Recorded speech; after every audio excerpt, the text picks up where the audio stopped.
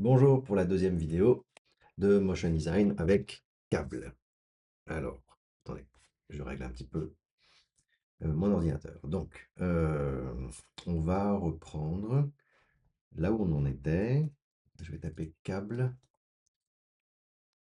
ok, et on va faire un nouveau truc. Et puis, toujours dans l'objectif de se familiariser avec le fonctionnement de câble, on va jazzer un petit peu avec les nodes. Et puis, vous, de votre côté, suivez bien en même temps, faites l'exercice, et puis notez toutes les notes que vous utilisez, en particulier les nouvelles. Voilà, faites-vous votre petit glossaire de toutes les notes utiles sur câble. Sachez aussi que là, on travaille sur câble. En fait, il y a beaucoup d'autres outils qui fonctionnent exactement sur le même principe, hein, les arbres de nodes. Vous avez Fusion sur DaVinci Resolve, vous avez Blender, évidemment, qui fonctionne avec les nodes, et puis il y en a d'autres. Voilà. Bon, donc, on va commencer par mettre une loupe. Clouc, voilà. Clouc, donc la loupe, c'est vraiment le passage obligé. Et puis ensuite, ce qu'on peut faire, c'est un clear quelque chose. Clear color, voilà. Ça nous donne une couleur de fond. Et on va mettre un blanc. Je vais tout tirer vers le haut. Clouc, voilà. Donc, comme ça, j'ai une couleur de fond. Ensuite, ce qu'on peut mettre? Par exemple, on va reprendre un rectangle et sur ce rectangle, on va mettre un matériel, clouc, et sur ce matériel, on va mettre une photo. Attendez, est-ce qu'on a la webcam? Je suis en train de l'utiliser, donc je suis pas sûr de pouvoir y avoir accès. On va quand même essayer, oui, webcam texture. Essayons. Voilà, donc elle est là. Alors regardez, là, si je veux la connecter sur ce fil jaune, je la prends et je place ma souris exactement sur le fil. Boum. Et là, normalement, j'ai la webcam qui arrive. Alors, il faut quand même connecter la texture sur le matériel. Et voilà. Yay. Alors là, notre rectangle, il est pas correct au niveau du ratio largeur-hauteur. Donc, on va se mettre un truc un peu comme ça. Voilà. Et donc déjà, bah, voilà, on a une webcam. Alors, maintenant, ce qu'on a peut-être envie de faire, c'est, je sais pas moi, on la transforme. Vous voyez qu'on utilise un peu toujours les mêmes nodes, hein. Voilà, donc ça se transforme, ça me permet de déplacer mon rectangle. Cloque dans toutes les positions. Ça me permet aussi de le faire pivoter, par exemple. Si je veux faire un truc qui tourne, comme ça, bah, je vais pas le faire sur X, mais sur Y. Donc le Y, il est là. Et je vais faire un timer. Là, et on va le faire tourner sur Y. Donc là, il tourne tout doucement. Vous vous rappelez, hein, si on veut accélérer le mouvement, on va le multiplier tout simplement. Multiply. Et puis on va le multiplier par 10. Hop, ou par 100. Voilà. Bien. Alors, ça c'est une chose. Ok. On va peut-être pas aller plus loin sur cet exemple. Je vais tout virer. Clouc. Et je vais... Ah ouais, pareil. Je reprends un rectangle, un matériel. Et à la place de la webcam, je vais mettre une vidéo. Et j'en ai une ici. Et... Ah oui, voilà, il a chargé. Hop, on la prend. Alors, elle a besoin d'être alimentée par le jaune. Clouc. Pensez le fil jaune comme une prise électrique, hein. Et là,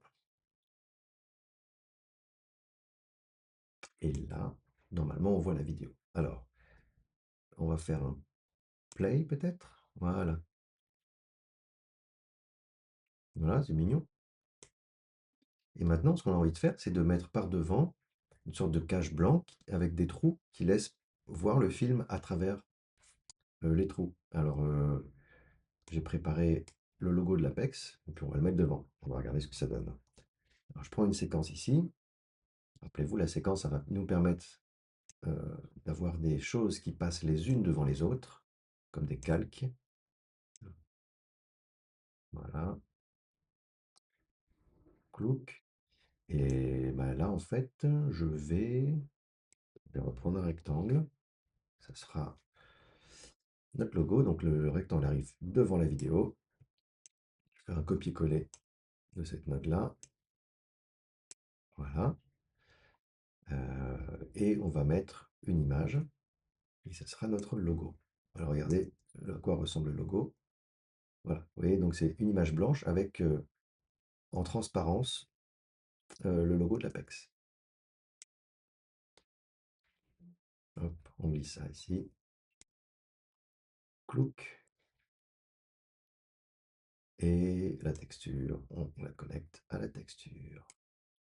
Et maintenant, on voit la vidéo qui passe à travers notre logo. C'est magnifique. Alors attendez, peut-être qu'on va pouvoir avoir un meilleur rendu en cliquant là-dessus et en prémultiplier. Voilà, c'est pas flagrant, mais c'est un petit peu plus net. Ok, et puis le logo, il est un peu écrasé, donc on va le réduire comme ça. Oh, oh, mais qu'est-ce que j'ai fait? Voilà, là, le logo est normalement comme ça. Donc, on va au contraire le laisser comme ça et plutôt l'agrandir dans ce sens-là. Voilà, et en une seconde, vous avez une petite introduction pour un site internet ou pour une vidéo qui fonctionne bien, hein. Voilà. Alors maintenant, un deuxième exemple qui va être très intéressant, car nous allons apprendre d'autres facettes sur le fonctionnement de câbles. Alors accrochez-vous, c'est un peu alambiqué, mais c'est comme ça que ça fonctionne. Alors,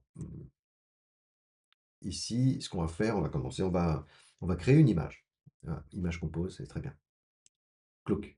Avec ça, on va pouvoir composer une image. Jusqu'à présent, on a utilisé des objets. Le rectangle, le cercle, c'était des objets définis dans les 3 dimensions. Ce n'était pas des images définies par des pixels.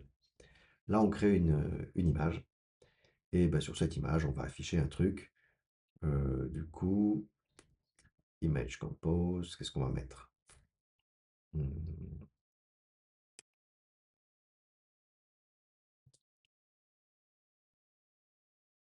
hop, on va dessiner une image. Donc ça, en image compose, on définit l'idée que l'on va créer un écran. Sur cet écran, on va mettre une image.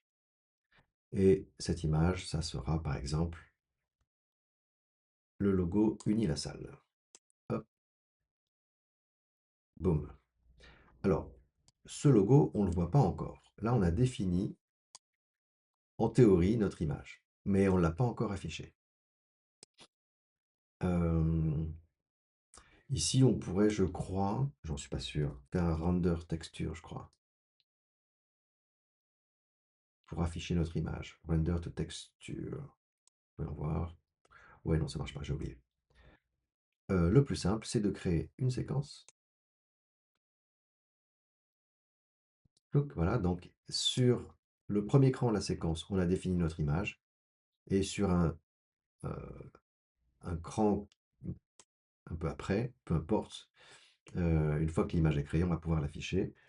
On va prendre un rectangle full quelque chose. Ouais, full, voilà, full screen rectangle. Donc, il nous crée un écran qui occupe tout notre écran, quelle que soit la taille de notre écran.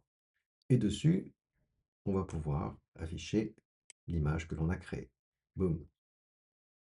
Alors, ça marche, sauf que notre image ici a besoin d'être de couleur blanche, sinon on voit rien du tout. Attendez, on va y aller doucement.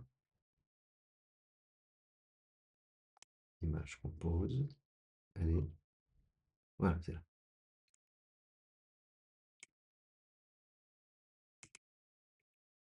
Ok, alors c'est pas blanc du tout. Bon, donc on va faire un clear quelque chose. Clear color. Voilà, et puis on met tout ça en blanc.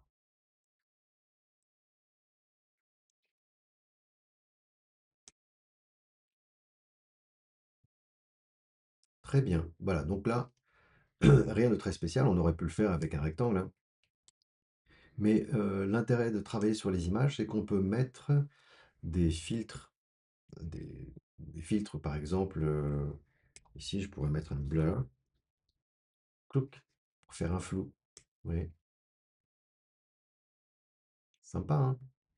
Voilà, on ne peut pas faire ça quand on travaille avec des objets.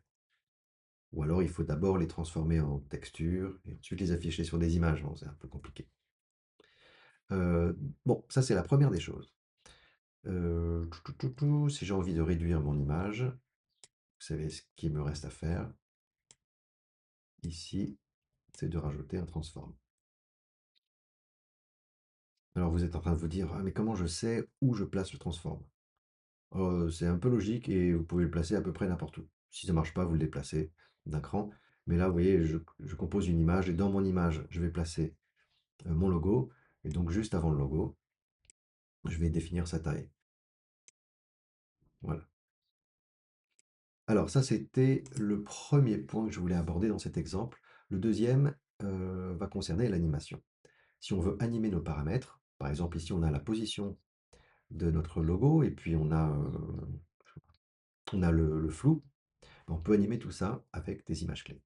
Alors, une image clé, imaginez que vous avez la ligne de temps, donc vous avez le temps qui passe. Vous allez enregistrer une valeur en 0 et une autre valeur, pour un paramètre quelconque, hein, un peu plus loin.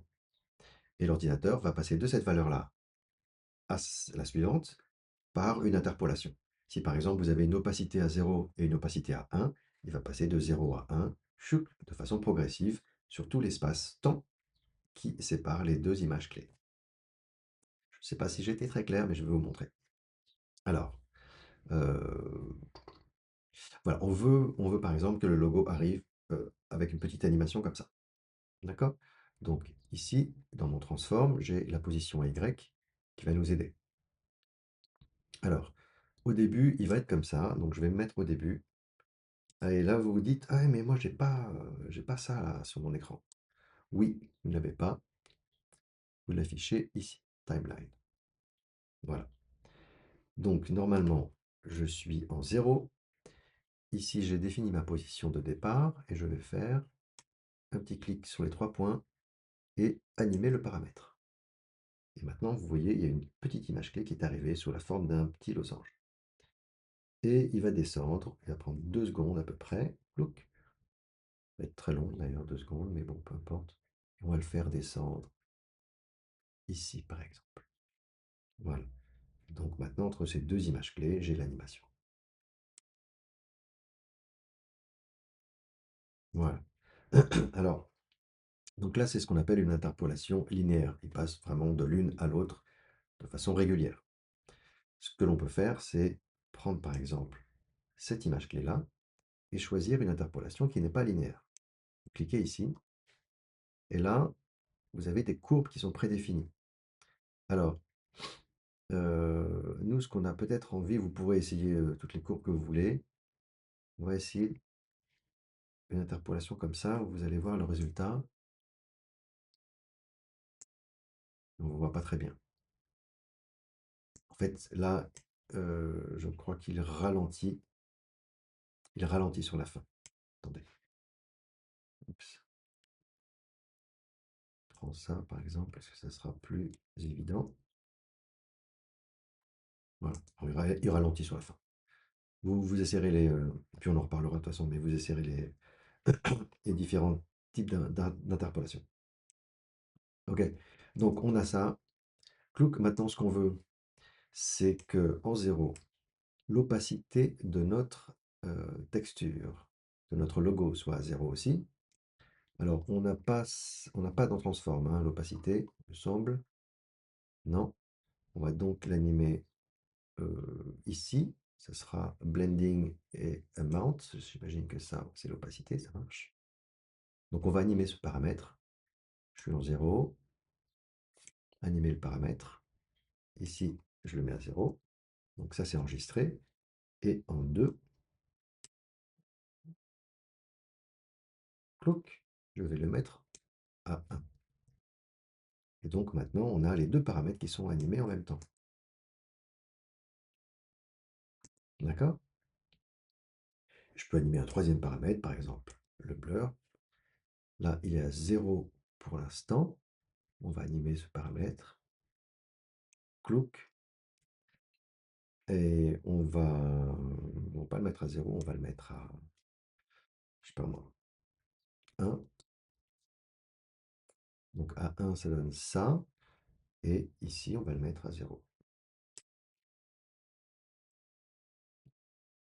Voilà, comme ça, on a un texte qui apparaît flou, qui devient net en arrivant comme ça. Alors le 1, c'est peut-être un peu léger.